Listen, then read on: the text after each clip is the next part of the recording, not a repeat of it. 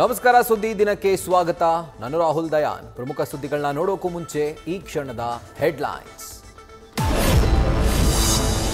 5 ವರ್ಷ ಬಂಡೆಯಂತೆ ಗಟ್ಟಿ ಎಂದಿದ್ದ ಸಿಎಂಗೆ ಶಾಕ್.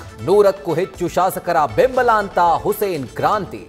ಇತ್ತ ನಾಯಕತ್ವ ಚೇಂಜ್ ಇಲ್ಲ ಅಂತ ನೋಟಿಸ್ ಕೊಟ್ಟ ಡಿಕೆಶಿ.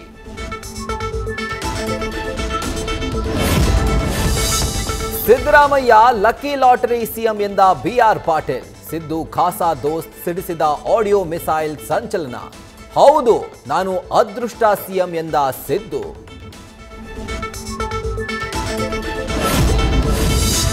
ಕಾಂಗ್ರೆಸ್ ಅಂಗಳದಲ್ಲಿ ರಣರಂಗ, ಗರಡಿ ಮನೆ ಧಗಧಗ.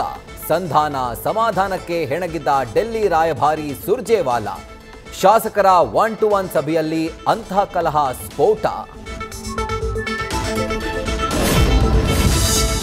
ಹಾಸನದಲ್ಲಿ ನಿಲ್ಲದ ಹಾರ್ಟ್ ಅಟ್ಯಾಕ್ ಸಾವು.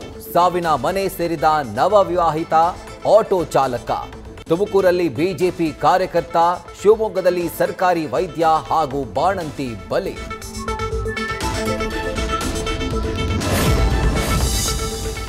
ಎರಡು ಘೋರ ಘಟನೆಗೆ ಬೆಚ್ಚಿಬಿದ್ದ ಮಧ್ಯಪ್ರದೇಶ. ಲಿವ್-ಇನ್ ಸಂಗಾತಿಯ ಕೊಂದು 2 ದಿನ ಕಳೆದ ಕಿರಾತಕ.